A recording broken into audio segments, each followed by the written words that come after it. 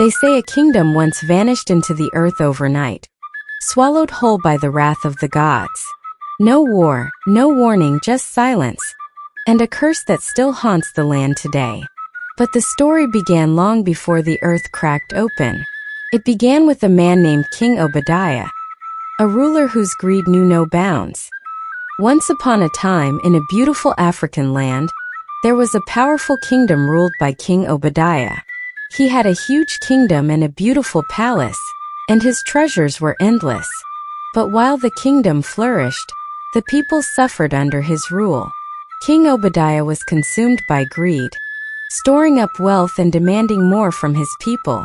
Farmers worked extremely hard, hunters ventured deeper into the wild for the king's table, and even children toiled to pay his taxes. The people whispered in secret, "Will the gods not see our suffering?" But no one dared to go against the king.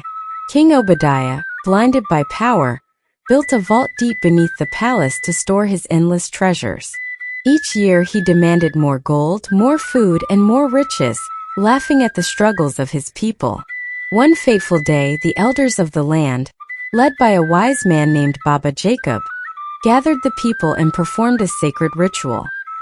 They prayed fervently, made sacrifices of their best livestock, and cried out to the gods, begging for mercy and deliverance. Their cries echoed through the hills, and the gods, hearing their pleas, grew angry. "Obadiah's greed has upset the balance of the land," they declared. "For his cruelty and arrogance, he shall face judgment." The skies darkened and the earth trembled. A mighty crack split the palace grounds, and the entire kingdom, the king, his palace, and all his treasures were swallowed by the earth. The land became cursed. The once green fields dried up, rivers vanished, and the air grew heavy with hopelessness. The gods left behind a warning.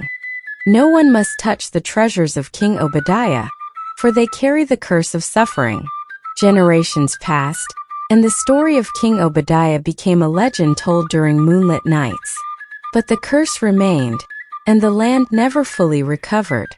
The villagers grew crops but barely had enough to eat. Streams ran dry before the rains returned. Yet the villagers endured, holding on to hope and unity.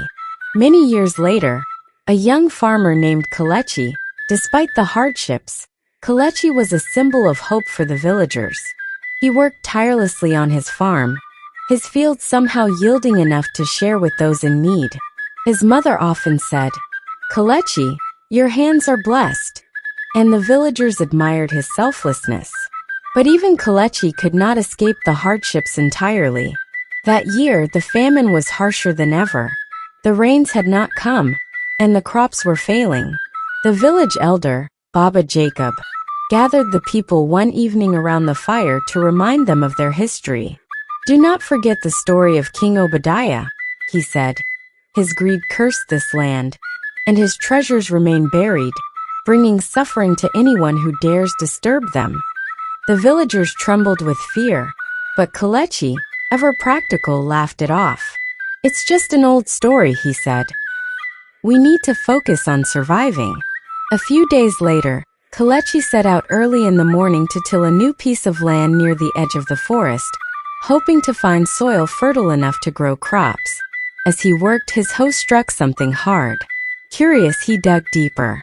His hands uncovered a glittering object, a crown decorated with jewels that sparkled like the stars. It was beautiful but scary. "What is this doing here?" he wondered aloud, his heart pounding. He looked around as though expecting someone or something to appear.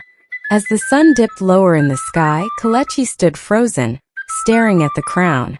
In the distance, the trees of the forest seemed to whisper, and the air grew scarily still. Kelechi's hands trembled as he held the crown. "Could this be?"